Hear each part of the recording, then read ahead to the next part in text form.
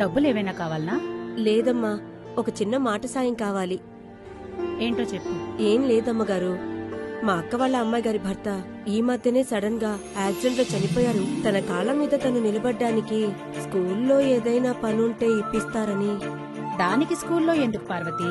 మన రేవంత్ అన్న మీ అక్కగారు అమ్మాయి లాంటి వాళ్ల కోసమే ఇందిరా మహిళా శక్తి అనే పథకం తీసుకొచ్చాడు. అంటే ఏంటమ్మగారు? మహిళల్లో ఉన్న టాలెంట్ ని బయటకి తీసుకొచ్చి వారిలో ఉన్న స్కిల్స్ ని ప్రోత్సహిస్తూ వారు ఏ ఏ రంగాల్లో రాణించగలరో అందులో ఉపాధి పొందేలా మన రేవంత్ అన్న ₹1 కోటి వరకు అర్హతని బట్టి సాయాన్ని అందజేస్తున్నారు. ప్రభుత్వం నుంచి సాయాన్ని పొందిన మహిళలు చిన్న చిన్న బట్టల షాపులు, టైలరింగ్ షాపులు, వెజిటబుల్ షాపులు, చెరుకు బళ్ళు, ఆటోలు నడపడం, ఇలా ఎన్నో రంగాల్లో ఇంట్రెస్ట్ ఉన్న వాళ్ళు ఆ రంగంలోనే పని చేసుకోవచ్చు. ఒకసారి మా స్కూల్కి పంపించు, ఏం చెయ్యాలో నేను చెప్తాను.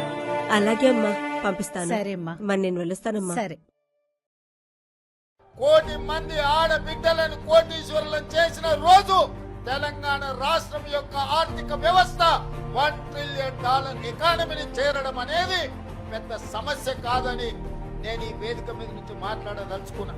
మహిళల సామాజిక ఆర్థిక సాధికారత తెలంగాణ కాంగ్రెస్ సర్కారు ఇందిరా మహిళా శక్తి పథకాన్ని ప్రతిష్టాత్మకంగా అమలు చేస్తున్నది. ఈ పథకం ద్వారా రాష్ట్రంలోని 63.86 లక్షల మహిళా స్వయం సహాయక సంఘాల సభ్యులను విజయవంతమైన ఎంటర్‌ప్రెన్యూర్స్ గా మార్చాలని గౌరవ సీఎం రేవంత్ రెడ్డి గారి నేతృత్వంలోని ప్రభుత్వం కంకణం కట్టుకుంది. ప్రతి ఒక్కరు కూడా జీవితంలో ఏదైనా ఇబ్బంది వచ్చినప్పుడు, ఆటంకాలు వచ్చినప్పుడు అక్కడితోటే ఆగిపోకుండా ఆ కష్టాన్ని అధిగమించి ఎట్లా వెళ్ళాలనేది ఆలోచించాలి తప్ప కష్టంతో కుంగిపోయి అక్కడనే ఆగిపోతే రాధ ఈ స్థాయికి వచ్చేది కాదు, సీతక్క కూడా ఈ స్థాయికి వచ్చేది కాదు. ఇందులో భాగంగా స్వయం సహాయక సంఘాలకు ₹1,00,000 కోట్ల బ్యాంకు రుణాలను ప్రభుత్వం అందజేస్తున్నది. ఇందులో 25,000 కోట్లు చిన్న వ్యాపారాల కోసం కేటాయించింది. ఈ రుణాలను 0 వడ్డీతో అందిస్తున్నది. ప్రతి 6 నెలలకు వడ్డీ తిరిగి చెల్లించే సౌకర్యం కల్పించింది.